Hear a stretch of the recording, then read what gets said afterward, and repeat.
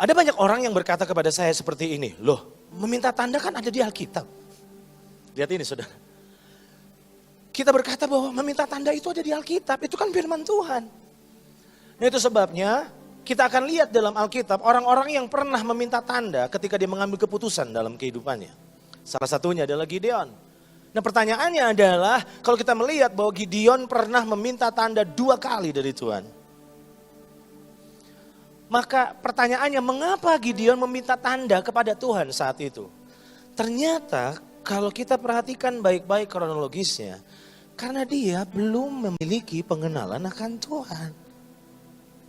Masih ingat kisahnya bahwa dia dijumpai oleh seorang malaikat, dan bilang ini, hai pahlawan yang gagah perkasa. Tuhan memilih dan memanggil dia untuk menjadi pemimpin, memimpin bangsa Israel untuk bebas dari perbudakan waktu itu. Nah akhirnya dia dipaksa untuk ambil keputusan. Nah kita perhatikan baik-baik. Di dalam Hakim-Hakim pasal 6 ayat 36 sampai 38. Kemudian berkatalah Gideon kepada Allah, jika engkau mau menyelamatkan orang Israel dengan perantaraanku, seperti yang kau firmankan itu, maka aku membentangkan guntingan bulu domba di tempat pengirikan. Apabila hanya ada di atas guntingan bulu itu ada embun, tetapi seluruh tanah di situ tinggal kering, maka taulah aku bahwa engkau mau menyelamatkan orang Israel dengan perantaraanku seperti yang kau firmankan. Pertanyaan saya, berarti dia sedang ragu. Bener gak sih Tuhan milih saya? Dan itu sebabnya keraguan itu membuat akhirnya dia meminta tanda. Nah, perhatikan baik-baik. Dan demikianlah terjadi.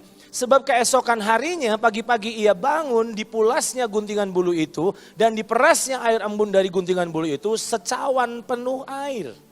Dia masih ragu, terus dia minta tanda lagi yang kedua. Nah itu sebabnya kalau kita berkata kan minta tanda itu kan ada ayatnya. Pertanyaan saya adalah begini, nah kenapa sampai Gideon meminta tanda?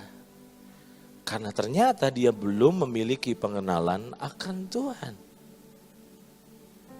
Pertanyaan saya, kita ini sudah kenal Tuhan itu belum?